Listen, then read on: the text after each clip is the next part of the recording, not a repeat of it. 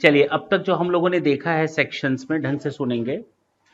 मैंने सेक्शन 45 पढ़ाया था सब सेक्शन 1 में, कैपिटल गेन का charging section. Section 2 sub section 14 capital asset की डेफिनेशन थी। 247 हमारा ट्रांसफर की डेफिनेशन थी। 3 केस लॉज बताए थे, बनारसी लाल कटारिका का, दूसरा एच महाराजा राणा हेमंत सिंह जी का, और तीसरा अनारकली साराभाई का। इसके बाद हम लोगों ने देखा था सेक्शन 47। 46 मैंने केवल इतना बताया था, in case of liquidation of a company distribution of its asset to the shareholder will be exempt. ठीक है ना, अभी वो एग्जेम्प्ट मतलब नॉन टैक्सेबल, तो हम लोग देखेंगे उसको डिटेल में। सेक्शन 47, इसमें हम लोगों ने 34-35 पॉइंट्स देखे थे। पहला, पार्टीशन ऑफ एचयूएफ। दूसरा, गिफ्ट विल और इररिवोकेबल ट्रस्ट, कॉपी मत देखना। तीसरा, holding to subsidiary, subsidiary to holding, 8 साल के अंदर 2 गलतियां नहीं होनी चाहिए और स्टॉक इन ट्रेड की तरह ट्रांसफर नहीं होगा, बात खत्म। amalgamating to amalgamated, foreign amalgamating to foreign amalgamated, foreign amalgamating to foreign amalgamated जब सब्सटेंशियल वैल्यू ड्राइव की जाती है शेयर होल्डर्स के केस में एमलगमेशन का केस। इतने हो गए। Demerge to resulting, foreign demerge to foreign resulting, foreign demerge to foreign resulting जब वैल्यू ड्राइव की जाती है सब्सटेंशियल तब, और शेयर होल्डर्स के केस में। Cooperative bank to cooperative bank उनके शेयर होल्डर्स के केस में। Banking company to banking company, वो कंप्लीट हो गया। 14th पॉइंट तो कंप्लीट। अगर हम अपनी कंपनी के शेयर डिवेंचर सर्टिफिकेट और बॉन्ड्स खरीदकर अपनी ही कंपनी के शेयर और डिवेंचर इश्यू करें तो, याद आया? अगर हम 115 AC में रेफर्ड ADR GDR FCCB को non resident to non resident transfer होता है तो 115 AC में रेफर्ड ADR GDR FCCB को लेकर उसके बदले शेयर और डिवेंचर्स अपनी कंपनी के दे दे तो, याद आ रहा है? हाँ बोलो।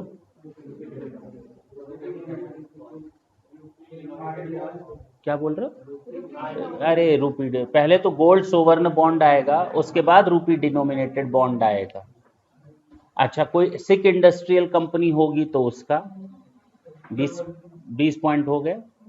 इसके अलावा मैंने बताया था, अगर कोई आर्कियोलॉजिकल कलेक्शन है, आर्ट वर्क है, साइंस वर्क है, पेंटिंग है, ड्राइंग है, मॉन्स्क्रिप्ट है, हैंड राइटिंग है, तो वो अगर नेशनल आर्ट गैलरी, आर्चिव्स गैलरी को दिया तो। इसके बाद मैंने बताया था कि consolidating mutual plan, mutual fund का प्लान, कंसोलिडेटिंग म्यूचुअल फंड की स्कीम। इसके अलावा बताया गया था पार्टनरशिप फर्म के केस में, अगर कोई कंपनी टेक ओवर करे, प्रोप्राइटरशिप फर्म को कोई कंपनी टेक ओवर करे या LLP में कन्वर्ट हो जाए, प्राइवेट कंपनी या अनलिस्टेड पब्लिक कंपनी। याद आया? उसकी कंडीशंस याद होंगी। रिवर्स मॉर्गेज 32 पॉइंट तो हो ही गया लगभग, 1-2 पॉइंट देख लेना जो छूटा हो, ठीक है ना? क्या हो गया? इस पे बिजनेस स्पेशल पर्पस व्हीकल वो छोड़ दिया था मैंने, और मेंबरशिप ऑफ स्टॉक एक्सचेंज, ठीक है, हो गया।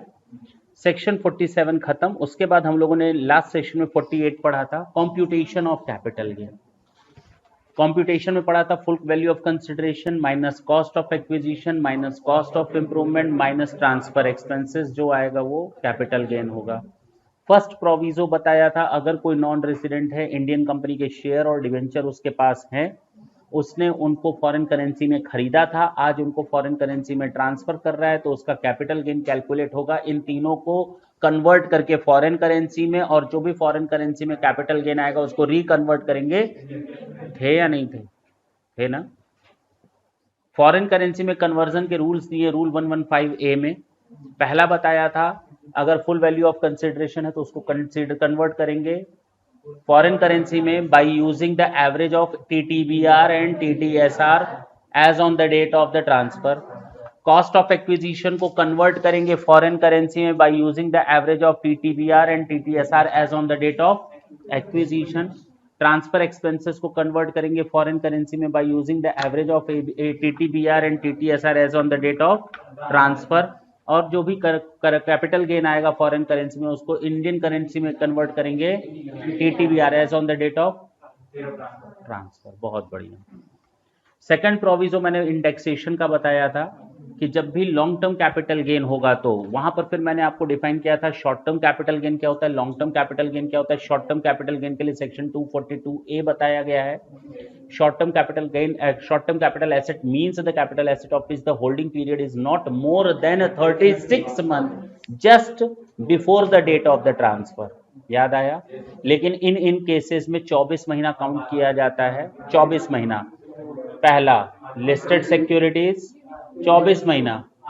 अच्छा, unlisted shares of a company and immovable property, लेकिन 12 महीना कंसीडर किया जाता है लिस्टेड सिक्योरिटीज में, इक्विटी ओरिएंटेड फंड में, यूनिट्स ऑफ यूटीआई में, जीरो कूपन बॉन्ड। अरे वाह रे वाह, इन केसेस में 12 महीना कंसीडर किया जाता है। बहुत बढ़िया।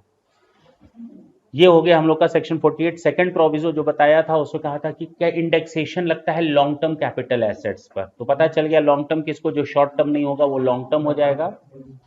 लॉन्ग टर्म के लिए कैलकुलेशन का तरीका बताया था, full value of consideration minus index cost of acquisition minus index cost of improvement minus transfer expenses equal to long term capital gain. बताओ, इंडेक्स कॉस्ट ऑफ एक्विजिशन का फॉर्मूला था cost of acquisition divided by CII for the year in which the asset was acquired, और CII for 1 2 whichever is later multiplied by CI for the year in which the date of transfer वाला year of transfer. CII भी कोई दिक्कत नहीं होगा अगर हम cost of improvement की बात करें तो cost of improvement divided by CI for the year in which the improvement was made multiplied by CI for the year in which the transfer was made। बस खत्म। थर्ड छोड़ दिया था। Fourth मैंने कहा था कि फर्स्ट एंड सेकंड प्रोविजो नहीं लगेगा डिवेंचर एंड बॉन्ड्स पर इंडेक्सेशन के लिए। सेकंड प्रोविजो नहीं लगेगा इंडेक्सेशन के लिए डिवेंचर एंड बॉन्ड्स पर, लेकिन लग जाएगा कैपिटल इंडेक्स बॉन्ड पर, गोल्ड सोवरन डिपॉजिट बॉन्ड पर। याद आया? और सेवेंथ प्रोविजो मैंने बताया था एसटीटी का डिडक्शन आप एक्सपेंसेस की तरह नहीं ले सकते। इतना ही बताकर छोड़ दिया था। अब आज आगे की क्लास हमने कहा था आज हम लोग पढ़ेंगे डायरेक्ट सेक्शन 55। यह है आपका cost of acquisition and cost of improvement दोनों कवर करता है। मोस्ट इंपॉर्टेंट जितने भी पॉइंट्स हैं सब मोस्ट इंपॉर्टेंट इसलिए हैं कि कनेक्टेड है एक दूसरे सेक्शंस के साथ। चलें, कॉस्ट ऑफ इंप्रूवमेंट की बात पहले बोलेंगे हम। सेक्शन 55 में किसकी बात पहले बताएंगे? 2 मिनट लगेगा, ये खत्म हो जाएगा क्योंकि हम इसके बारे में बता चुके हैं।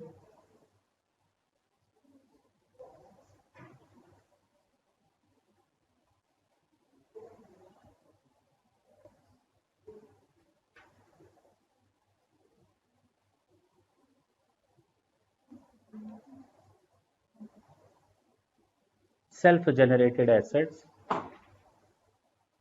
and other assets.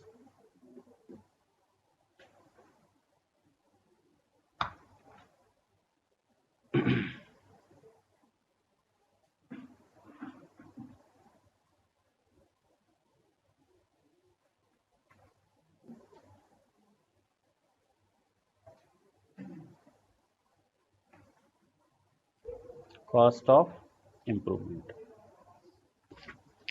ये याद रखना कि इन 3 चीजों के केस में ये हमेशा निल रहेगा, सोचना भी मना है।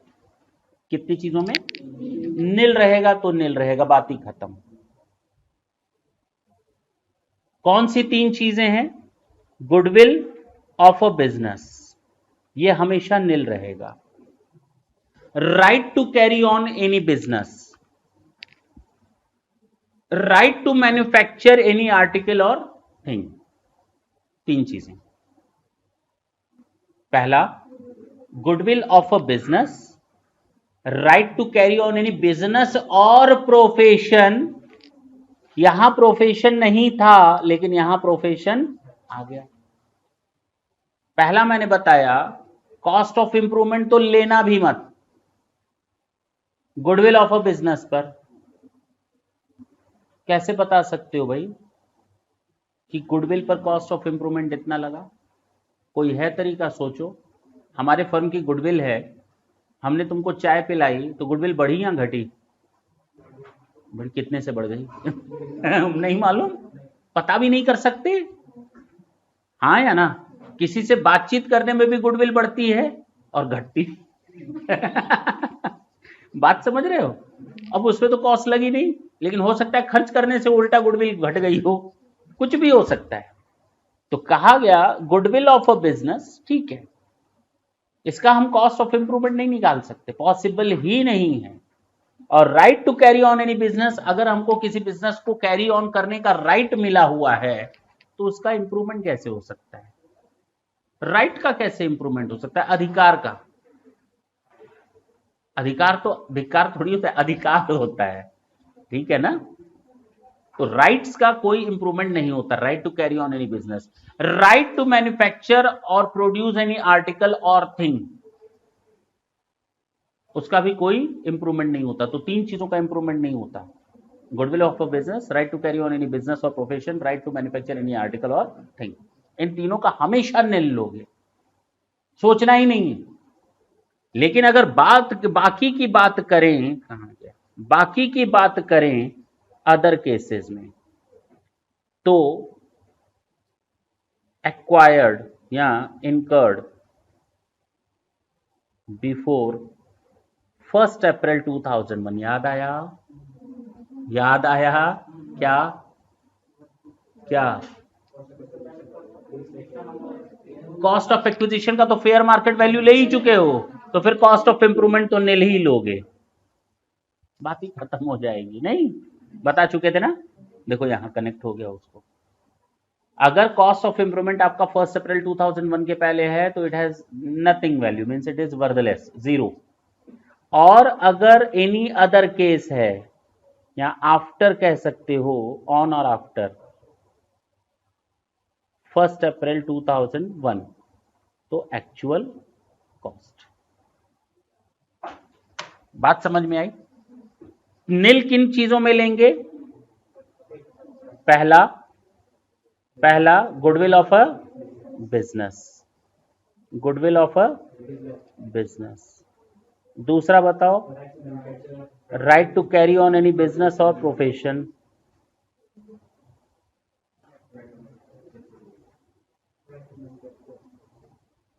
Right to manufacture any article और थिंग।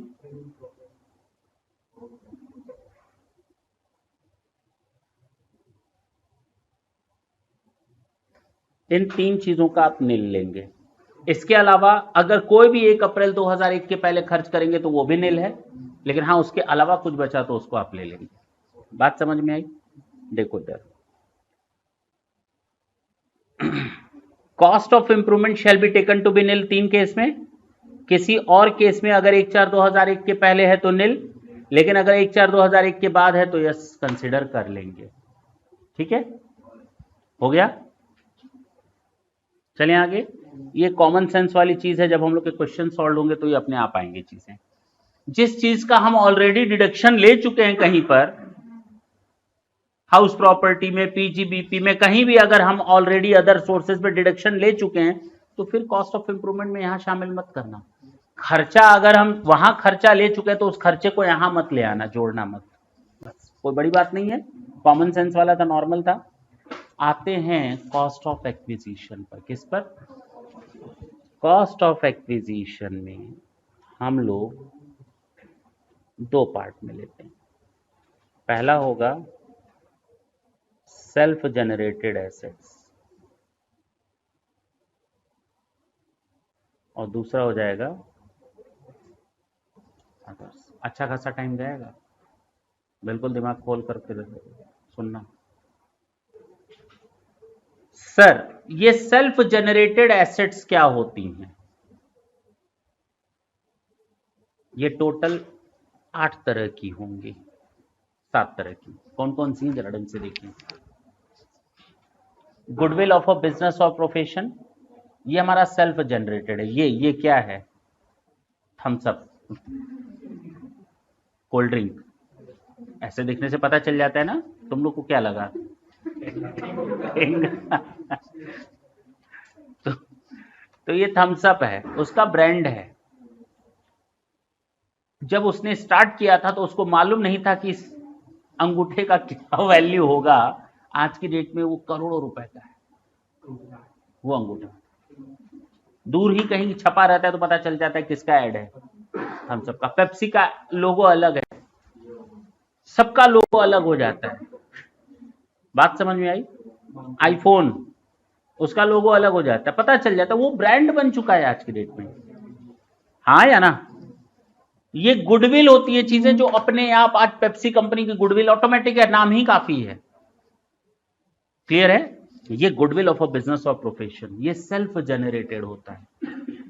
ये नॉर्मली क्या होता है? सेल्फ, मैंने कहा नॉर्मली, लेकिन अगर मैं पेप्सी कंपनी को खरीदना चाहूं तो खरीद नहीं सकता हूं, तो उसके साथ गुडविल नहीं आएगी? आएगी।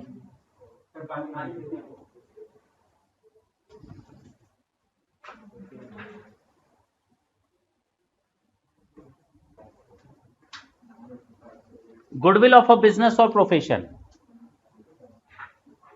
ये सेल्फ जनरेटेड एसेट है। क्या वैल्यू लेंगे क्या नहीं लेंगे वो थोड़ी देर बाद डिस्कस करेंगे, लेकिन गुडविल ऑफ अ बिजनेस और profession, this is the self generated asset. Trademark और ब्रांड नेम, वही ब्रांड नेम। एक कंपनी की गुडविल है, पेप्सी की गुडविल है, और उसके ब्रांड नेम की भी तो गुडविल है, ब्रांड नेम भी तो उसकी एसेट है। वो अगर केवल ये बेचना चाहे तो बेच सकता है, कोई दूसरा बंदा फिर थम्स अप की जगह कुछ और लिखेगा। नहीं समझे मेरी बात? तो वो ट्रेडमार्क और ब्रांड नेम है। पहला गुडविल, कंपनी की गुडविल नाम ही काफी है, कोक, पेप्सी, थम्स अप। हाँ या ना?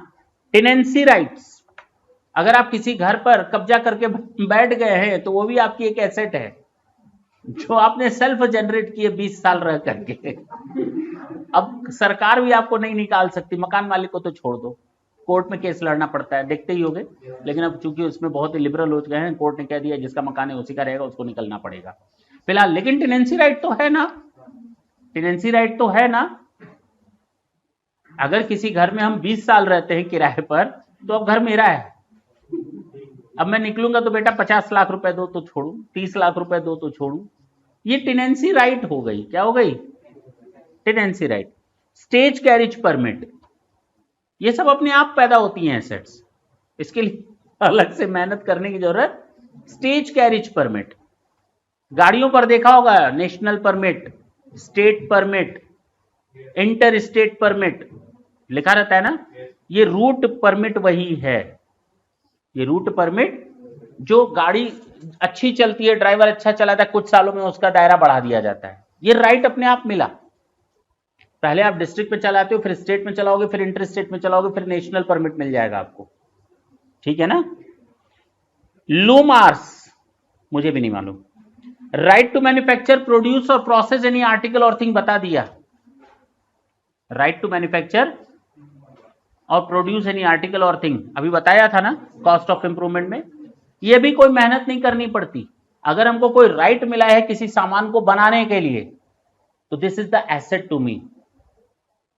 क्यों? और ये सेल्फ जनरेटेड है। Right to manufacture any article और थिंग। इसी तरह right to carry on any business और प्रोफेशन। तो टोटल मिलाकर अगर मैं बोलूं, पहला था goodwill of a business, right to carry on any business और profession, right to manufacture any article और थिंग, वही तीन ऊपर वाले ले लिए। Stage carriage permit, लूमार्स, tenancy rights, और एक और ट्रेडमार्क और brand name associated with the business. हाँ या ना? और आगे जोड़ दिया गया नया प्रोफेशन, पहले नहीं था ये। ठीक, पक्की बात है? फिर से बोलूंगा एक बार। पहला, कॉपी मत देखना। पहला, goodwill of a business, right to carry on any business और profession, right to manufacture any article और थिंग, ट्रेडमार्क और brand name associated with the business. एक साथ हो गया सब। टेनेंसी राइट, लूमार्स, और इस लूमार्स, स्टेज कैरिज परमिट, हो गया ना?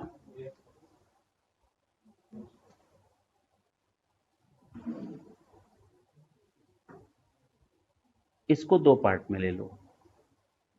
अगर self generated asset self generated है तो क्या होगा, और सेल्फ जनरेटेड एसेट मैंने अगर एक्वायर किया है तो क्या होगा। समझे मेरी बात। सेल्फ जनरेटेड, मान लो किसी की गुडविल मैंने खरीद ली, राइट उसका खरीद लिया, बनाया तो उसने था, खरीदा मैंने, ट्रेडमार्क और ब्रांड नेम मेरे खरीद लिया, तो मेरे लिए तो वो सेल्फ जनरेटेड एसेट परचेज हो गई ना। तो अगर मैंने सेल्फ जनरेट की है तो इसकी वैल्यू हमेशा नहीं। ये मैं क्या बता रहा हूं, कॉस्ट ऑफ एक्विजिशन।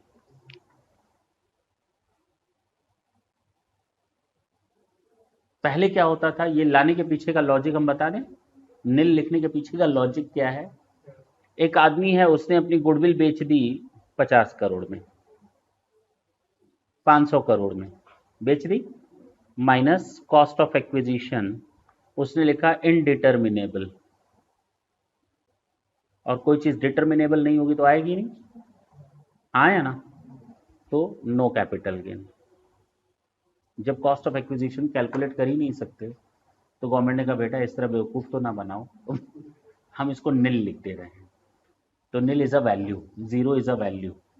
तो अब जब भी लिखोगे ना इनडिटर्मिनेबल लिख करके कोर्ट में मत चले जाना, जीरो, अब लग गया कैपिटल गेन। अब समझ गई बात। तो निल लाने के पीछे का लॉजिक समझ में आया। पहले सरकार को टैक्स नहीं मिलता था, अब मिलने लगा। तो cost of acquisition shall be taken to be nil in the following cases: if these self-generated assets are self-generated, then, but if the self-generated assets are acquired, then cost of acquisition shall be the amount paid, हाँ या ना, बोलो, या incurred, वही हो जाएगा, बात खत्म। कोई टफ था क्या, ये टफ था क्या, नहीं। थोड़ी देर बाद हम इसमें एक और पॉइंट जोड़ेंगे लास्ट में, ठीक, क्योंकि सब पहले एक बार बता दें तो फिर हम यहां पर आएंगे, फिर बताएंगे देखो यहां पर वो चीज नहीं की गई। चलें, फिर से बोलें एक बार। कॉस्ट ऑफ इंप्रूवमेंट में तीन चीजों को हमेशा निल लेते हैं। कॉस्ट ऑफ इंप्रूवमेंट में तीन चीजों को हमेशा निल लेते हैं: goodwill of a business, right to carry on any business और profession, right to manufacture produce any article और thing shall be taken to be nil. हाँ, इसके अलावा अगर हम बात करें अदर्स, 1/4/2001 के पहले अगर कोई खर्च किया है तो सन्नाटा, और अगर 1/4/2001 या उसके बाद किया है तो कंसीडर कर लेंगे। बस कॉस्ट ऑफ एक्विजिशन में मैंने दो पार्ट में तोड़ा, self generated and others. Self generated में मैंने ये 7 एसेट्स बताई जिनकी कॉस्ट ऑफ एक्विजिशन निल लेंगे अगर सेल्फ जनरेटेड होंगे, अदरवाइज एक्विजिशन कॉस्ट लेंगे अगर उनको परचेस किया गया है तो। कौन कौन सी 7 एसेट्स हैं? Goodwill of a business, right to carry on any business, right to manufacture any article और थिंग, ट्रेडमार्क और brand name associated with the business और profession, loom hours, stage carriage और टेनेंसी राइट। That's it. पक्की बात है। अब आते हैं, इसकी बात करते हैं अदर्स की। अब अदर्स में मजे लें एक एक करके।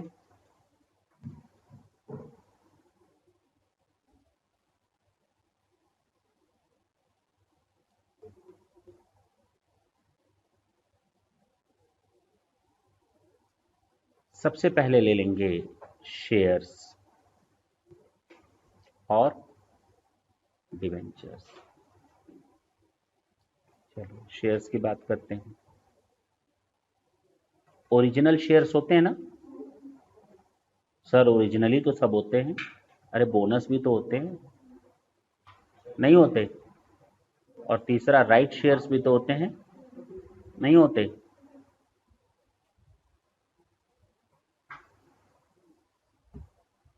पहला शेयर्स को अलग कर लिया,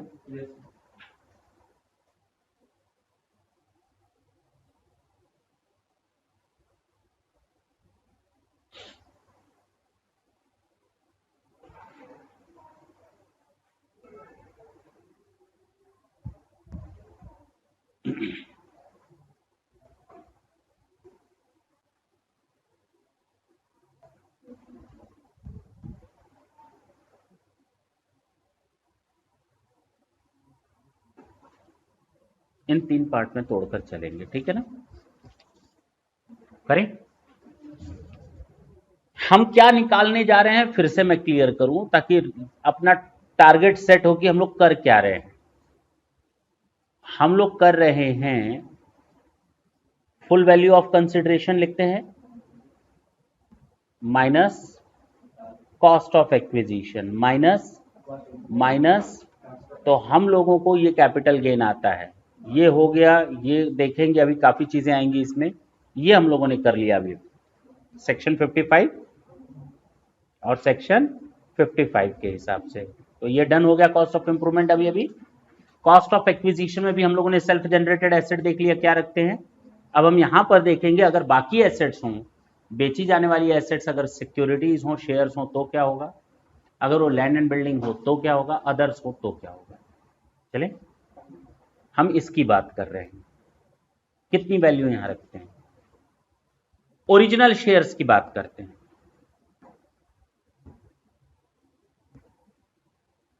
अगर एक्वायर्ड है बिफोर 1/4/2001 या एक्वायर्ड है ऑन और आफ्टर 1/4/2001, खूब मार खाओगे।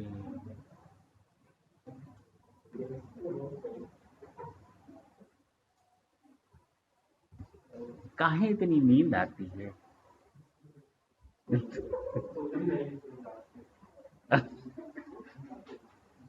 तुमको नहीं बोल रहे हैं, इसको बोल रहे हैं। बीपी उसका हाई हो रहा है। इधर देखो, एक्वायर्ड बिफोर 1 अप्रैल 2000, ढंग से सुनना। अगर हमने शेयर्स और सिक्योरिटीज 1/4/2001 के पहले खरीद रखी हैं तो हम लोग को मालूम है ना कि उसकी फेयर मार्केट वैल्यू का हमको बेनिफिट मिलता है, बताया है ना 1/4/2001 का फेयर मार्केट वैल्यू। तो एक्चुअल कॉस्ट या एफएमवी 1/4/2000, जो दोनों में से हायर हो, कॉस्ट ज्यादा लोगे तो प्रॉफिट कम आएगा ना। तो तुमको ऑप्शन दिया हुआ है सरकार ने, मैंने पहले भी बताया हुआ है, ये हो गया एक। लेकिन अगर 1/4/2001 या उसके बाद का हो तो कोई दिक्कत नहीं, केवल एक्चुअल कॉस्ट लेना पड़ेगा, तब तो एफएमवी का बेनिफिट नहीं मिलेगा, खत्म हो गया। This is your cost of acquisition. आगे चलें, राइट शेयर्स की बात करें।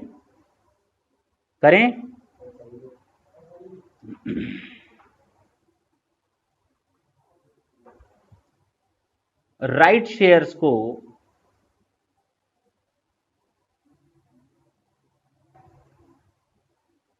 या तो हम अवेल्ड कर लेंगे, हमको कंपनी ने राइट दिया, लेना है शेयर तो मैं ऑलरेडी एग्जिस्टिंग शेयर होल्डर हूं, तुमको लेना है क्या राइट शेयर्स, तुम कहोगे हां, या तुम कहोगे ना। ना कहोगे तो भैया खत्म। लेकिन अगर सामने वाले ने हमको राइट शेयर्स का ऑप्शन दिया है तो या तो हम कहेंगे हां, या तो हम कर देंगे रिनाउंस, किसी और को अपना ये अधिकार बेच देंगे। अगर हम ये अधिकार खुद ले लेते हैं, क्या ले लेते हैं, अगर हम ये अधिकार खुद ले लेते हैं तो क्या होगा,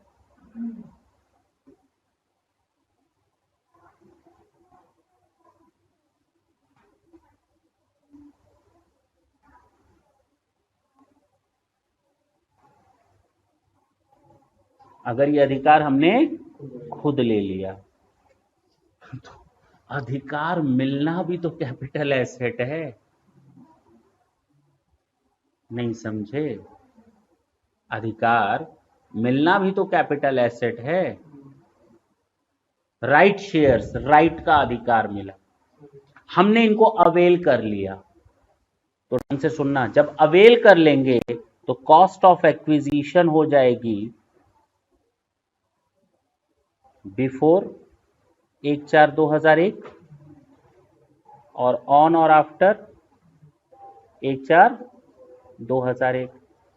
अगर इसकी बात करते हैं तो एफएमवी 1/4/2001 या एक्चुअल कॉस्ट, जो दोनों में से हायर हो, बोलो ना। और अगर इसकी बात करें तो केवल एक्चुअल कॉस्ट।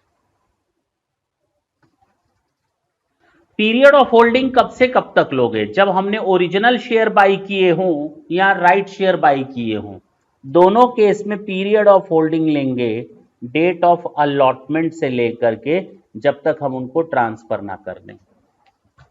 बस हमारे पास कोई शेयर हैं, 100 शेयर मैंने खरीदे थे। कितने शेयर? 100 रुपए के हिसाब से खरीदे थे, तो 10,000 रुपए कॉस्ट लग गई? नहीं लग गई? इंप्रूवमेंट तो कुछ आएगा नहीं। ट्रांसफर एक्सपेंसेस मान लेते हैं 1,000। इन 100 शेयरों को हमने बेचा है 150 रुपए में, यानी 15,000 में, तो प्रॉफिट कितना हो गया? समझ में आ रही है बात? हाँ या ना? तो जब बेचेंगे तो हम ये जरूर देखेंगे ना कि ये लॉन्ग टर्म है या शॉर्ट टर्म है, और लॉन्ग टर्म या शॉर्ट टर्म जानने के लिए हम पीरियड ऑफ होल्डिंग कैलकुलेट करते हैं। डेट ऑफ एक्विजिशन से लेकर या डेट ऑफ अलॉटमेंट से लेकर के टू डेट ऑफ ट्रांसफर से एक दिन पहले वाला। पक्की बात है? ये हो गया हमारा पीरियड ऑफ होल्डिंग। इसका प्रॉब्लम आती है जब हम शेयर्स को रिनाउंस कर देते हैं। हमको अधिकार मिला कि शेयर खरीदोगे, मैंने कहा नहीं। फिर मेरे दोस्त ने कहा हमको इस कंपनी के शेयर चाहिए, मैंने कहा तुम ले लो, हमको एक ऑफर मिला है, if you want to apply, if you want to avail, then you can go with that. I am just going to renounce my right in favour of you. लेकिन हाँ, ऐसे नहीं देंगे, कुछ पैसा लेंगे। तो मैंने हर एक शेयर के बदले उससे 5 रुपए, 2 रुपए, 10 रुपए लिया। मान लेते हैं हमको 500 शेयर का राइट मिला था, कितना? और हमने उनको नहीं लिया। हमने उससे कहा देखो भाई, एक शेयर की कीमत 50 रुपए है, तुम लेना चाहो तो ले लो, राइट हमको मिला है, लेकिन हम तुमको देने को तैयार हैं। तुम 50 रुपए कंपनी को दे दो, शेयर्स ले लो, लेकिन हमको हर एक शेयर के बदले 10 रुपए दे दो। Right share normally market rate से किस पर मिलते हैं? बस यही हम जानना चाहते थे, नॉर्मल रेट पर मिलते हैं। काहे को कम पर देगी कंपनी? केवल तुमको इस चीज का बेनिफिट मिलता है कि तुम एग्जिस्टिंग शेयर होल्डर हो। That's why we are just giving you, we are just providing you right to avail those share first. अगर दूसरा कोई आ जाएगा तो कंपनी में डाइल्यूशन हो जाएगा, नंबर ऑफ शेयर होल्डर बढ़ जाएंगे, आपका अधिकार कम हो जाएगा। आप अपने अधिकार को मेंटेन रखना चाहते हो, अपने परसेंटेज को, तो राइट शेयर खरीद लो। नहीं तो भैया हम दूसरे को तो देने के लिए बैठे ही हैं, तो दूसरा जितना देगा उतना तो हमसे लेंगे, कम क्यों लेंगे भाई? बात समझ में आई? केवल हमने अपने राइट का यूज करना है। तो 50 रुपए कंपनी को वो देगा और 10 रुपए हमको देगा, हम छोड़ रहे हैं। तो 2 लोगों के केस में आएगा। कितने लोगों के केस में आएगा? रिनाउंसर एंड रिनाउंसी। रिनाउंसर के केस में क्या होगा? मेरे हाथ में। और रिनाउंसी के केस में क्या होगा? जो ले रहा है। बोलो। रिनाउंसर के केस में चूंकि ये राइट शेयर्स थे, क्या थे? तो राइट मेरे लिए क्या होता है? कैपिटल एसेट होती है। पक्की बात है? मैंने वो राइट छोड़ दिया, शेयर लिए ही नहीं, तो शॉर्ट टर्म का होगा या लॉन्ग टर्म का होगा? ऐसे कैसे? पीरियड ऑफ होल्डिंग निकालेंगे। आया ना? डेट ऑफ राइट, जिस दिन हमको ये अधिकार मिला था, समझ लो मेरे पास एसेट आ गई थी। कंपनी ने जब हमको ऑफर दिया था खरीदोगे, इसका मतलब मेरे पास एसेट आ गई। और जब मैंने वो राइट आपको बेचा, टू डेट ऑफ रिनाउंसमेंट, बोलो ना, उसके एक दिन पहले वाला, ये हो गया पीरियड ऑफ होल्डिंग। इससे पता चलेगा शॉर्ट टर्म है या लॉन्ग टर्म है। अच्छा, कॉस्ट ऑफ एक्विजिशन कितनी लोगे? सर सेल कंसीडरेशन तो हमें मालूम है, ये ले लेंगे, ये वाला, क्योंकि हमने 500 अपनी शेयर 10 रुपए के राइट को रिनाउंस कर दिया, तो मेरे लिए कितना हो जाएगा? 5,000। कितना हो जाएगा? माइनस करेंगे कॉस्ट ऑफ एक्विजिशन, कितना? कितना? हमने तो कंपनी को कुछ दिया ही नहीं, हमने तो कंपनी को कुछ दिया ही नहीं था इस राइट को देने के बदले, नहीं। माइनस ट्रांसफर एक्सपेंसेस, बोलो ना, ये आपका हो जाएगा कैपिटल गेन। क्या हो जाएगा? समझ में आया? किसके केस में? रिनाउंसर के केस में। बात करेंगे रिनाउंसी के केस में, जिसने लिया है शेयर, हमसे लिए ना तुम, तो तुम जब बेचोगे तुमने हमको कितना दिया, तुम्हारे लिए एक्विजिशन कितना पड़ा, तुमने हमको 10 रुपए दिया, तुमने कंपनी को 50 रुपए दिया, और आज तुम वो शेयर बेच दे रहे हो 100 रुपए में। आज तुम वो शेयर बेच दे रहे हो 100 रुपए में, तो जरा देखो, तो सेल कंसिडरेशन मालूम है? बोलो। 500 को 100 से मल्टीप्लाई कर लेना, माइनस कॉस्ट ऑफ एक्विजिशन। तुम्हारे लिए तो दो जगह पैसा गया, एक कंपनी को गया 50 रुपए और एक हमारे पास आया था 10 रुपए। Paid to company and paid to renouncer. Cost of improvement कुछ होगा नहीं, ट्रांसफर एक्सपेंसेस माइनस कर दोगे। बोलते क्यों नहीं भाई? ये आ जाएगा कैपिटल। पीरियड ऑफ होल्डिंग क्या लोगे रिनाउंसी के लिए? नॉर्मल है, वो तो शेयर अप्लाई करेगा, डेट ऑफ अलॉटमेंट से लेकर डेट ऑफ ट्रांसफर, ये तो बिल्कुल नॉर्मल सी चीज है। डेट ऑफ अलॉटमेंट से लेकर date of transfer, that's it. समझ में आया? बोलो। थोड़ा थोड़ा हम जान रहे हैं, रुको एक मिनट, हम जान रहे हैं ये इतना आसान नहीं है जितना हमको लग रहा है, ठीक है ना? दिमाग में सेट करना बहुत बड़ी बात है। अभी रुक जाओ, पेशेंस क्यों लूज कर रहे हो, हम हैं ना। फिर मैं बोलता हूं कि कॉस्ट ऑफ एक्विजिशन को दो पार्ट में किया, self generated assets and others.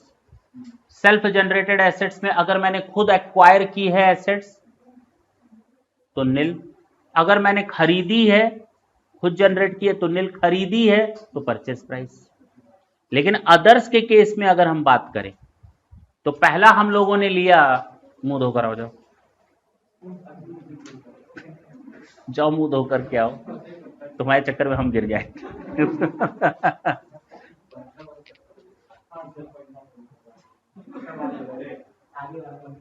जाओ मुंह धोकर आओ, जाओ। नहीं नहीं कुछ नहीं, पक्का? चलें, अब तैयार रहने, मेरा झूठा पानी है। चलें, तो अगर हम अदर एसेट्स की बात करें तो सबसे पहले एसेट्स को मैंने बांटा शेयर्स में और सिक्योरिटीज एक तरफ, दूसरा हम लोगों ने लैंड एंड बिल्डिंग, और तीसरी कैटेगरी रखी बाकी कुछ भी। पक्की बात? जब शेयर और सिक्योरिटी की बात की तो उसमें तीन तरह की शेयर्स और सिक्योरिटीज आ सकती है, ओरिजिनल, राइट और बोनस। हाँ या ना? जब ओरिजिनल की बात की तो भैया नॉर्मल होता है, खरीदा और बेचा, तो पीरियड ऑफ होल्डिंग जब से खरीदा जब तक बेचा, बिल्कुल कॉमन सेंस की बात है। लेकिन उसको देखेंगे 1/4/2001 के पहले का है या बाद का है। अगर 1/4/2001 के पहले का है तो 1/4/2001 की फेयर मार्केट वैल्यू या cost, whichever is higher. बाद का है तो भैया वही ले लेना cost. Bonus share, right shares की बात आई तो सबसे पहले प्रॉब्लम आती है राइट शेयर्स की कि हमने खुद अवेल किया या रिनाउंस किया। अवेल किया तो बिल्कुल ओरिजिनल शेयर का कॉपी एंड पेस्ट, देखो ना दोनों बराबर हैं, ये दोनों, कोई फर्क नहीं है इसमें। हाँ या ना? प्रॉब्लम तो आती है जब हम रिनाउंस करते हैं, प्रॉब्लम आती है जब हम रिनाउंस करते हैं, यानी अपना अधिकार किसी को देते हैं। तो जिस दिन हमको अधिकार मिला था वो दिन मेरे लिए कैपिटल एसेट बनने का दिन था, और जिस दिन मैंने अपना अधिकार छोड़ा था वो डेट ऑफ ट्रांसफर हो गया। तो date of right to date of renouncement, ये मेरे लिए पीरियड ऑफ होल्डिंग हो जाएगा। कॉस्ट ऑफ एक्विजिशन मेरे लिए क्या होगा? निल होगा, क्योंकि मैंने कंपनी को तो कुछ दिया ही नहीं। हाँ, उल्टा आपसे ले लिया बेचने का, तो जो आपसे बेचने का लिया वो मेरे लिए सेल कंसिडरेशन हो गया। डन। इसकी बात करते हैं आपके लिए, आपने वो शेयर लिया, उसका दो जगह पेमेंट किया, हमको भी किया, कंपनी को भी किया, फिर उसको बेच भी दिया, तो आपके लिए तो ओरिजिनल शेयर ही हो गए। तो आपके लिए डेट ऑफ अलॉटमेंट से लेकर डेट ऑफ ट्रांसफर तक आपके लिए माना जाएगा। कॉस्ट कितनी मानी जाएगी आपके लिए? जो आपने हमको दिया प्लस जो आपने कंपनी को दिया, बाकी सब सेम कॉपी एंड पेस्ट। 1/4/2001 के पहले और बाद में देख लेना तुम लोग, यहां पर मैंने नहीं लिखा, देख लेना, ठीक है ना? चलें आगे, ये कर लेना यहां पर।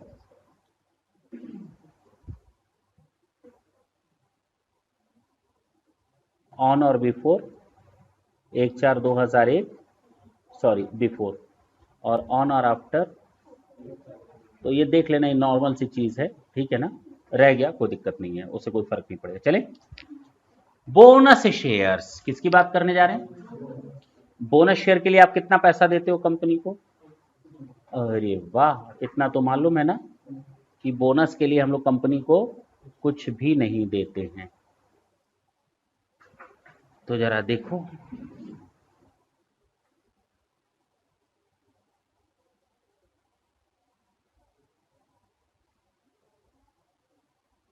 हाँ, बिफोर 1/4/2001, ऑन और आफ्टर 1/4/2001।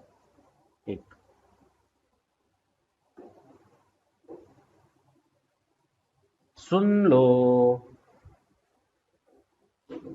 अगर हमने बोनस शेयर लिए तो पीरियड ऑफ होल्डिंग हमें निकालने में कोई दिक्कत नहीं है, डेट ऑफ अलॉटमेंट से लेकर डेट ऑफ ट्रांसफर, चाहे पहले चाहे बाद में कुछ भी हो, पीरियड ऑफ होल्डिंग नॉर्मल है, तो यहां हम वो नहीं बताने जा रहे। प्रॉब्लम कहां आएगी? सेल कंसिडरेशन सर, उसमें भी दिक्कत नहीं है। प्रॉब्लम कहां आएगी? Cost of acquisition. तो इसकी कॉस्ट ऑफ एक्विजिशन हो जाएगी एक्चुअल कॉस्ट, जो कि क्या थी? क्योंकि हमको तो कुछ देना ही नहीं पड़ा, बोनस शेयर का कभी नहीं देना पड़ता, तुम लोगों ने थोड़ी देर पहले बोला फ्री में मिलता है। या फिर एफएमवी 1/4/2001, जो दोनों में से हायर क्या होगा हमेशा? अरे सोचना ही नहीं है, तो किताबों ने लिख दिया केवल एफएमवी। कंफ्यूज क्या करते हो? दोनों लिख देते ना, जैसे नॉर्मल केस चला आ रहा था, इसको भी नॉर्मल ही डील करते, हमारे ऊपर बोझ क्यों डाले सर पे? हो गया। तो ऑलवेज एफएमवी ही आएगा आंसर यहां। इसकी बात करें, cost of acquisition, actual cost कितना? ऑलवेज निल। सोचना क्या है, तीनों खत्म हो गए। तो हम लोगों ने शेयर्स पूरी तरह से कंप्लीट कर लिया। बोलो, अब हम बात करेंगे लैंड एंड बिल्डिंग की। बेचो, पैसा लो, कॉस्ट ऑफ एक्विजिशन वही तो बेचने का ही तो है। तो और क्या चाहते हो? जब पैसा दिए नहीं, पूरा पैसा कमा रहे हो, तो कैपिटल गेन नहीं लगे? आ रहे हैं ना। अभी तो थ्योरेटिकल पोर्शन चल रहा है ना। मैं फिर बता दे रहा हूं, ये अगर किताब से पढ़ोगे तो ब्लड प्रेशर हाई होने के सिवा कुछ नहीं होगा, कुछ नहीं होगा, कुछ नहीं होगा, आदमी मर जाता है। फाइनल के भी बच्चों को अगर तुम्हें फंसाना है आज की डेट में, क्लास करके जाना, बस इसमें से क्वेश्चन पूछ लेना, देखो कैसे मजे आते हैं। परेशान रहता है हर आदमी, ये कैसे सॉल्व, बड़ा सिंपल है, बहुत ही आसान है। थोड़ा प्रैक्टिस की जरूरत है, 1 2 3 बार जब पढ़ लोगे तो यहाँ पर सेट हो जाएगा, सोचना ही नहीं पड़ेगा, चार्ट तैयार हो जाएगा। वो बहुत बड़े लंबे चौड़े प्रोविजन से तुम लोग बच जाओगे, ठीक है ना। आते हैं हम लोग लैंड एंड बिल्डिंग की बात करते हैं। चलें,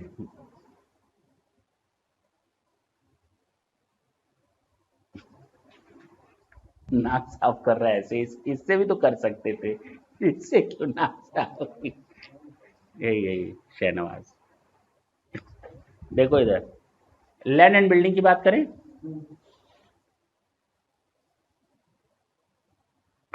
या तो लैंड एंड बिल्डिंग 1/4/2001 के पहले होगी, या तो 1/4/2001 के बाद होगी, पक्का ना?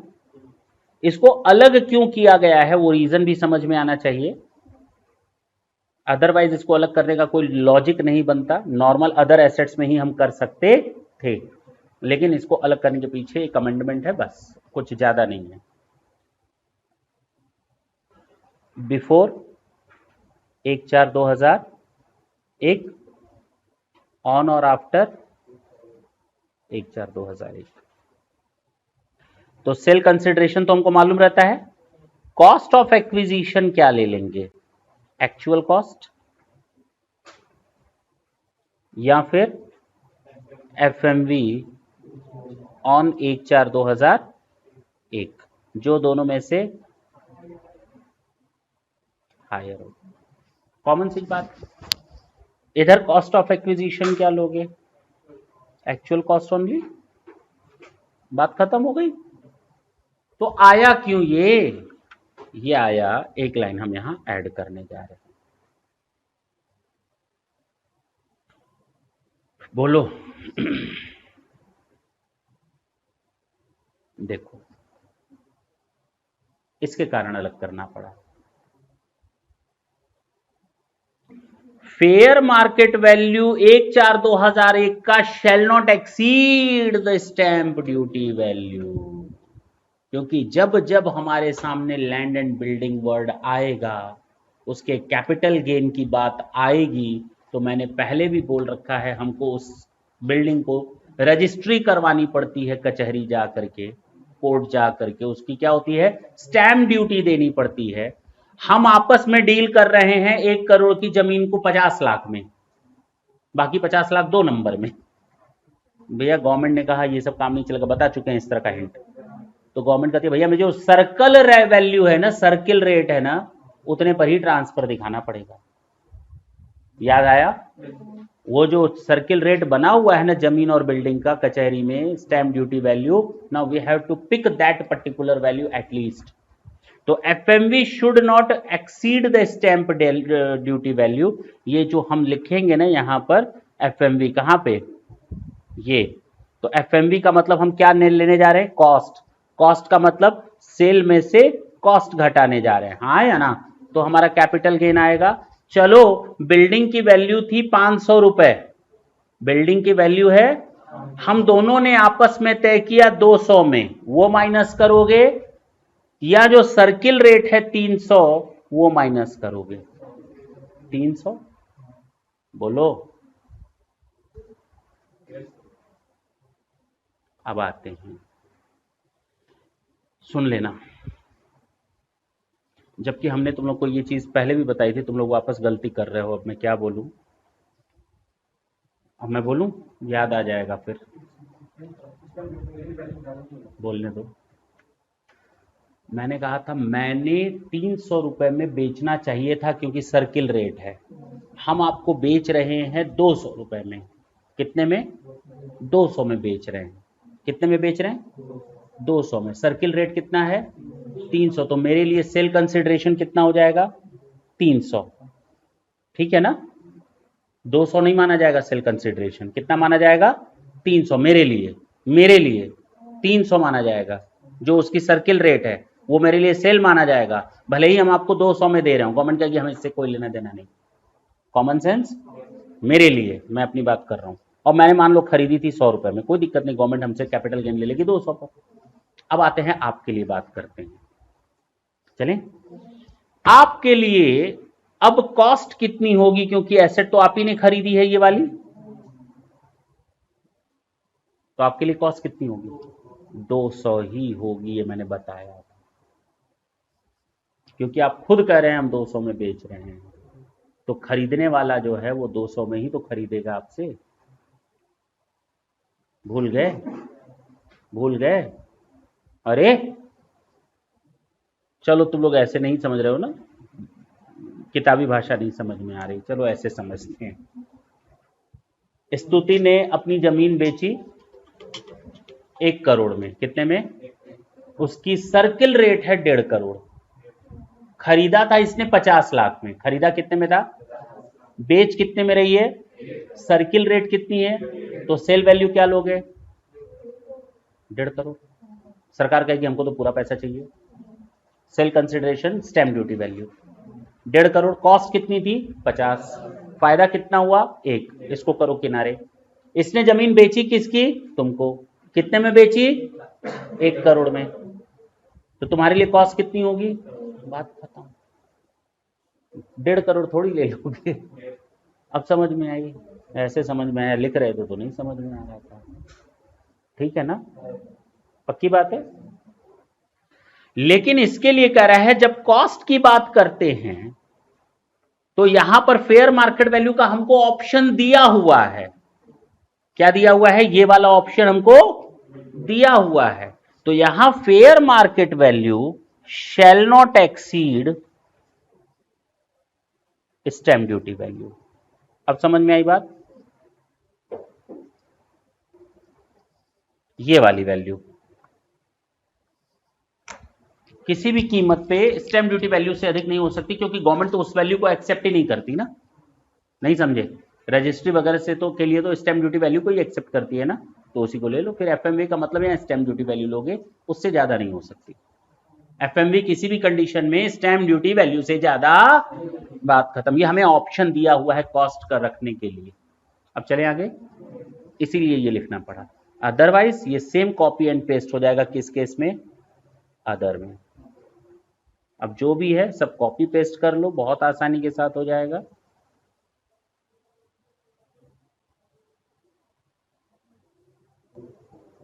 क्या लिखेंगे? बिफोर,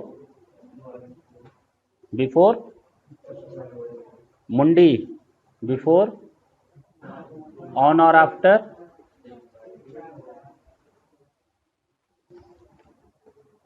अच्छा चलो, अगर बिफोर है तो कॉस्ट ऑफ एक्विजिशन कितना ले लेंगे? एक्चुअल कॉस्ट या फेयर मार्केट वैल्यू कब का? जो दोनों में से कम हो, अच्छा हायर हो। और अगर इधर की बात करें तो only actual cost, that's it. सारी चीजें हो गई, कुछ भी नहीं बचा। ठीक, नोट कर लें इसको।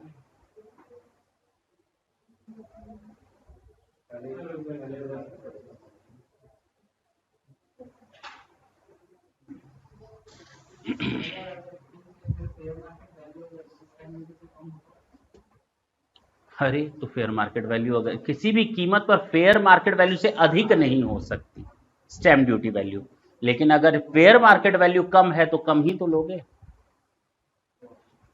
चलें,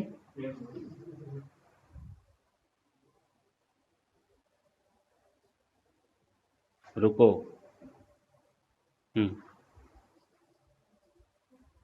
चलें क्या और ये कर दें?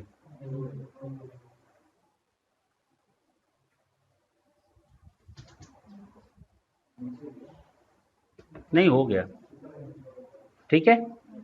देखो हम लोगों ने क्या क्या पढ़ा दिया, देखो इधर प्रोविजन देखो कैसे लिखा हुआ है। इन केस ऑफ शेयर और security, original share, right share, इसमें हमने शॉर्टकट में बना दिया है। फिर बोनस शेयर्स का है वो भी बना दिया है। फिर हमने लैंड एंड बिल्डिंग वो भी अलग से कर दिया, अदर एसेट्स वो भी अलग से कर दिया। ठीक, पक्का?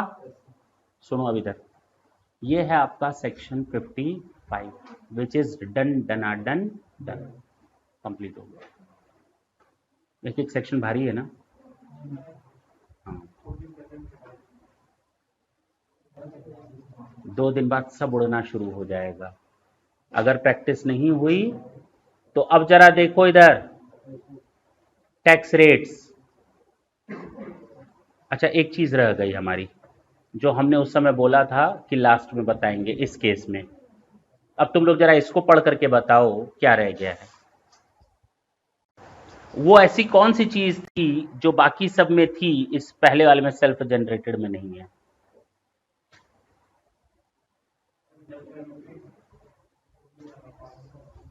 हाँ, देखो इसमें सब में 1/4/2001, 1/4/2001 सब में दिया है, लेकिन जब हम सेल्फ जनरेटेड किए थे उसमें लिखा ही नहीं था, है ना।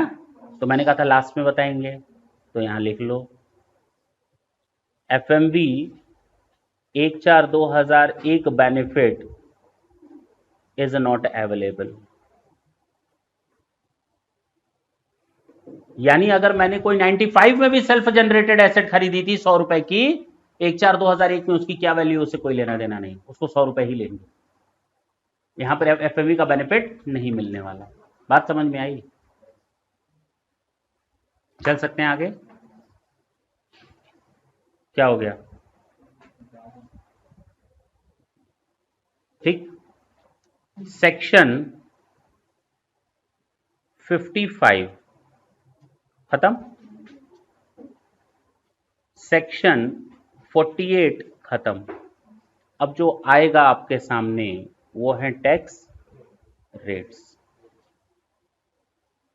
या तो टैक्स रेट्स हम बात करेंगे शॉर्ट टर्म कैपिटल गेन पर, या तो बात करेंगे जब हम शॉर्ट टर्म कैपिटल गेन की बात करेंगे तो दो पार्ट में तोड़ेंगे टैक्स रेट्स को।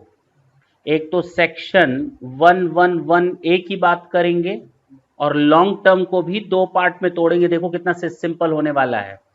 अभी तो मजा आएगा बहुत इसमें, लेकिन समझने के लिए सेक्शन 112A आ जाएगा यहाँ पर। यहाँ 111A था, यहाँ 112A आएगा और इन दोनों के प्रोविजन लगभग सेम है, पक्की बात।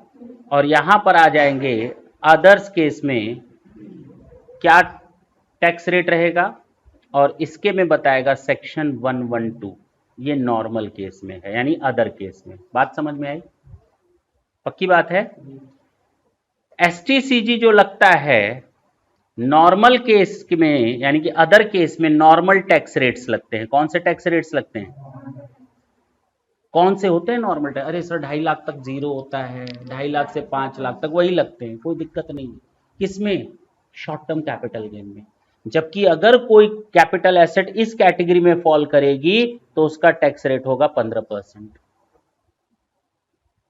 पक्की बात है। इधर नॉर्मल टैक्स रेट में होगा तो दो पार्ट में आ जाएगा, with indexation and without indexation.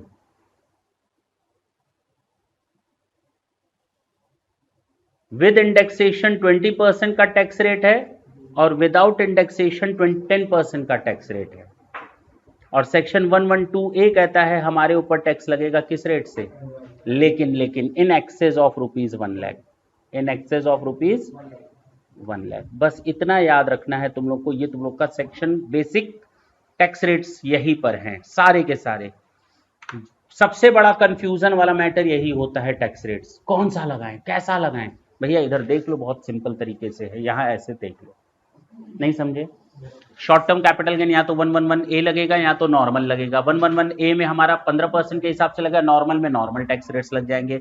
Long term capital gain को दो पार्ट में बांटो, 112A 10% in excess of rupees 1 lakh, 112A अलग कर लिया, 112 कर लो तो वहां पर 10% और 20% लग जाएगा, या तो इंडेक्सेशन के साथ या तो विदाउट इंडेक्सेशन के साथ। इतना ही है इसमें टैक्स रेट में। लेकिन सबसे ज्यादा तो तुम लोग की जान खाएगा अब वो ये खत्म हो रहा है चैप्टर, ये याद रखना। कुछ बचा नहीं है ज्यादा। अब तुम लोग को लग रहा है कुछ बचा है? विश्वास मानो, बहुत बड़ा चैप्टर है, तुम लोगों ने मैक्सिमम पोर्शन कवर कर लिए, तुम लोग को पता भी नहीं चला। केवल न्यूमेरिकल करने हैं, एक दो सेशन के बाद केवल न्यूमेरिकल करने हैं। लेकिन इतने प्रोविजन देखो कितने आसानी से अब फिंगर टिप्स पर आ गए। नहीं अभी नहीं रिवीजन करवाते हैं तो बताते तो हो तुम लोग, पता नहीं चला। लेकिन तुम लोग को याद रखना बहुत आसानी के साथ खत्म हो गया। बस इससे लड़ाई करनी है अब। जितने ज्यादा क्वेश्चन सब प्रैक्टिस करोगे उतनी क्लैरिटी रहेगी। जब हम लोग क्वेश्चन करेंगे ना एक एक करके, तो सारे प्रोविजंस को मिला करके करेंगे, तो तुम लोग को वो चीजें सेट होती चली जाएंगी, आखिर कब कौन चीज कहाँ आई। और जब चैप्टर को रिवाइज बार बार करेंगे तो तुम लोग अपने आप कनेक्ट करके चलते चले जाओगे। ठीक, स्टार्ट करें। सेक्शन 112A हम अभी इसलिए ये सब नहीं करवा रहे हैं क्योंकि ये बड़े आसान के साथ खत्म हो जाएगा, कोई मुश्किल का काम नहीं है इनको खत्म करना। ठीक है ना? जो मेहनत का काम है वो केवल और केवल 112A को लेकर है।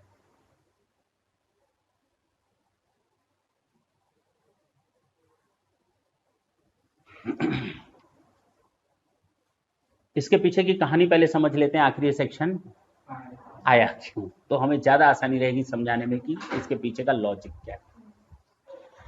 आज से 3-4 साल पहले तक एक नॉर्मल प्रोविजन था कि भैया जो long term capital gain arise होता है इक्विटी शेयर्स पर, 2018 तक जो भी long term capital gain arise होता है, लॉन्ग टर्म कैपिटल गेन किसकी बात कर रहे हैं हम?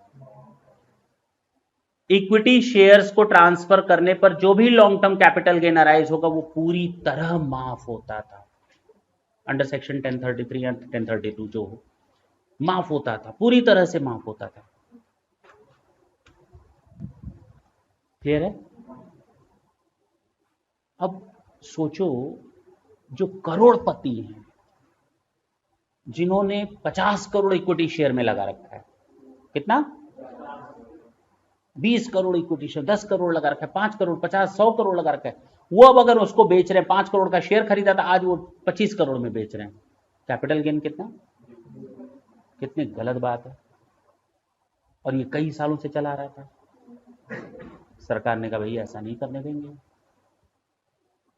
छोटे जो कम कमा रहे हैं उनसे टैक्स ले रहे हैं, जो करोड़ों कमा रहे हैं उनसे टैक्स नहीं लेंगे। गलत था ना? गलत नहीं था, वो समय की डिमांड थी, इन्वेस्टर्स को अट्रैक्ट करने का तरीका था कि लोग कंपनियों में ज्यादा से ज्यादा पैसा डालें। उस समय वो पर्पस था। अब वो पर्पस पूरा हो गया, तो अब टैक्स लगाने की बात आई ना, तो वो गलत ना तो, लेकिन हाँ अब टैक्स लगाने की बारी आई। तो टैक्स लगाने के लिए गवर्नमेंट ने कहा कि भाई अगर अब किसी ने 10 साल से शेयर रखा हुआ है अपने पास, किस उम्मीद पर रखा हुआ है कि बेचेंगे तो कोई कैपिटल गेन, और अचानक आज हम उससे कह दें कि बेटा जो तुम्हारे 10 साल की मेहनत है हम आज पानी करने जा रहे हैं, सोचो कितना बड़ा झटका लगेगा उसको। न उसके साथ अन्याय होने देना है, न आगे से हमें माफ करना है, दोनों को साथ लेकर के चलना है, जिसके कारण इतनी कॉम्प्लिकेशंस क्रिएट हुई। अब समझ में आई बात? ढंग से सुनना। आगे से माफ नहीं करेंगे। आज तक का जो फायदा तुम कमा सकते थे या कमा चुके हो, या आज तक तुम अगर बेचते तो जितना तुम कमा सकते थे उतना हम माफ कर दे रहे हैं। आज तक तो तुम मान लो, तुम कह रहे हो आज तक हम नहीं हो, ठीक है आज तक का माफ कर दे रहे हैं, लेकिन आज के बाद अगर तुम कभी बेचोगे तो टैक्स दे देना। और हमने इतने रुपयों के लिए माफी नहीं दी थी, 1 लाख रुपए तक माफ करेंगे। कहां तक? आज भी जो नेट वैल्यू आई, अगर मान लो आपके पास नेट प्रॉफिट आया 1.5 करोड़, तो 1 करोड़ 49 लाख पर टैक्स लग जाएगा 1 लाख के ऊपर। ठीक है ना? अब समझ में आई बात? तो आज भी माफी दे रहे हैं, लेकिन स्मॉल इन्वेस्टर्स को आज भी माफी है, एग्जेम्प्ट है पूरी तरह से 1 लाख तक। उसके ऊपर वालों को टैक्स के दायरे में लिया है, लेकिन उनको भी ध्यान रखना है कि फरवरी 2018 तक, जब तक ये प्रोविजन नहीं आया था, तब तक उनके दिमाग में तो चल रहा था कि माफ होना चाहिए, तो ठीक है तब तक का माफ कर दे रहे हैं, लेकिन आज की डेट के बाद का हम माफ नहीं करेंगे। अब समझ में आई बात? अब कैसे निकाला गया सॉल्यूशन, जरा उसकी बात करते हैं। ठीक, 112A किथे गयो? ये 10% है ना, 1 लाख तक माफ है ना? समझ में आई बात? अब बात करते हैं इसकी।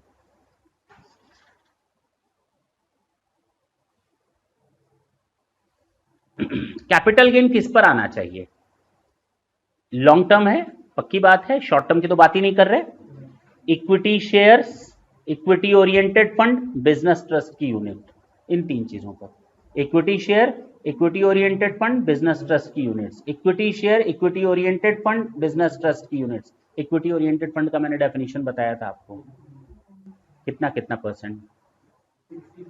65। बहुत बढ़िया, बहुत बढ़िया। 65%। अगर मैं खुद म्यूचुअल फंड लेता हूं तो डायरेक्ट अगर इन्वेस्ट कर रहा हूं तो at least 65% I have to invest in those shares which are equity. और अगर हम किसी दूसरे फंड में इन्वेस्ट कर रहे हैं तो 90%, और वो भी किसी दूसरे में इन्वेस्ट किया हो 90%। याद आया? बहुत बढ़िया। तो कहा गया कि equity share, equity oriented fund और बिजनेस ट्रस्ट, इन 3 को कंसीडर किया गया इस सेक्शन के लिए। और सेम यही तीनों 111A में भी हैं शॉर्ट टर्म के लिए, मैंने बताया ना। तो हम फिलहाल बात कर रहे हैं long term. 112A equity share, equity oriented fund, business trust की units. Equity shares, equity oriented fund, units of business trust, इन 3 चीजों पर एप्लीकेबल होगा हमारा 112A। लॉन्ग टर्म नेचर का होना चाहिए, यानी कितने महीने से अधिक? 12 महीने से। है क्या? है ना। जिस पर एसटीटी लगता हो, तो एसटीटी किस पर लगेगा? जिस पर एसटीटी लगता हो, ठीक है, इनके ऊपर ये सेक्शन लगेगा। पक्की बात?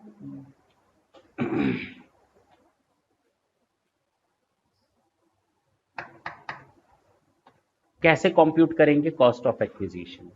अब देखो, अच्छा डेट देखना एक इसमें दिया हुआ है ना? इस डेट को हमेशा याद रखना है तुम लोग को। किस डेट को? 31 जनवरी 18। ये डेट हमेशा फिक्स रहनी चाहिए, ये चेंज नहीं हो सकती। आज से 5 साल बाद भी बताएंगे तो यही डेट बताएंगे, 31 जनवरी 2018। 18 तो 31 जनवरी 2018। 18 हम एक दिन अपने दोस्त के घर गए, दरवाजा खटखटाया, मम्मी ने उसके दरवाजा खोला। मैंने कहा आंटी जी बुलाओ। आज नहीं, बहुत पुरानी बात है। तो मैंने कहा बुलाइए। तो वो भी दरवाजे की ओर अचानक देखी, हम भी दरवाजे की ओर अचानक देखे। आवाज आई पीछे से, हमको दिखाई दिया मेरा दोस्त आया है बाहर से। कर ये दुर रे दुर, दुर। मैंने कहा ये क्या, अपने बच्चे को दुर बोल रही हैं। फिर दिखा कि उसके बगल में एक और गाय आई थी, तो उनको गाय दिखी, मुझे वो देखा। इधर देखो, वो मतलब भूत नहीं। 31 जनवरी 2018। सुनना, हम बार बार इस पर इसलिए फोकस कर रहे हैं ताकि डेट याद हो जाए। हाँ, 31 जनवरी 2018 को जब ये प्रोविजन आया तो गवर्नमेंट ने कहा कि इस डेट तक अगर आपने कुछ ख्वाब सजा कर रखे थे तो वो पूरे होंगे, लेकिन आज के बाद से आपके ये ख्वाब पूरे नहीं होंगे। पक्की बात है? सुबह सुबह या तो तुम लोग ब्रश नहीं करते, क्या बोले। इधर देखो,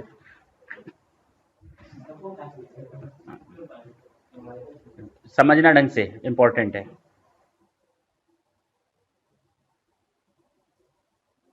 हमने सेल किया है आज इन शेयर्स को, तो सेल कंसिडरेशन नॉर्मल चीज है। हमको माइनस क्या करना था, और हमें ये मालूम था जितना भी कॉस्ट माइनस करेंगे हमारा क्या होगा, कैपिटल गेन निल। दिमाग में ये चल रहा था 31 जनवरी 18 तक, यही चल रहा था। मतलब जो भी कैपिटल गेन आएगा 2 करोड़ या 10 करोड़ ये सब जीरो लगेगा, हाँ या ना? निल नहीं आएगा, जीरो लगेगा टैक्स। तो गवर्नमेंट ने कहा हम कॉस्ट ऑफ एक्विजिशन कितनी रखेंगे, सारी प्रॉब्लम तो उसी को लेकर के। सेल तो आप कर ही रहे हैं, पैसा आपके पास आ रहा है, उसमें तो हम कम ज्यादा नहीं कर सकते ना, तो आपको तो वो लिखना पड़ेगा जो एक्चुअल में पैसा आ रहा है, उसमें हम कुछ कर नहीं सकते, कुछ भी नहीं कर सकते। तो हम जो भी प्रोविजन बना सकते हैं किसको पकड़ कर बना सकते हैं, कॉस्ट ऑफ एक्विजिशन को, हाँ या ना? तो कहता है इन दो में जो हायर होगा वो ले लो, पहला और दूसरा। जो दूसरा है वो कहता है इन दोनों में से जो लोअर होगा उसको ले लो, ए और बी, बस।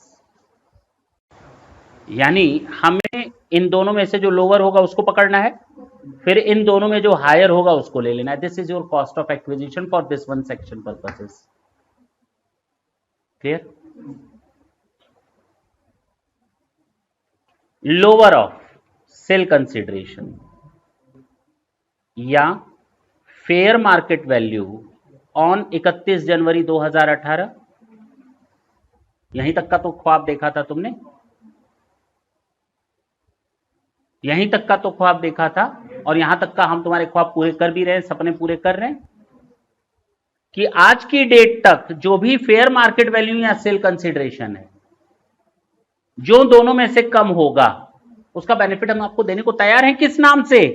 कॉस्ट के नाम से। सोचो, यानी आप सामान बेच रहे हो और इसकी वैल्यू हम बिल्कुल जेन्युइन ले रहे हैं, तो पूरा का पूरा वैल्यू माइनस हो गया, सेल का माइनस सेल, कॉस्ट की जगह हमने सेल लिख दिया। अब बात समझ में आ रही है? तो क्या बोला, इन दोनों में से जो कम हो उसको ले लो,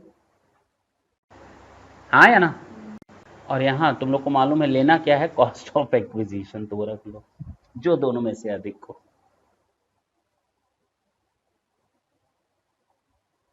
और अगर हमारी सेल 500 रुपए है, कॉस्ट 600 है, तो इसका मतलब हम अपना सामान सस्ते में बेच रहे हैं ना।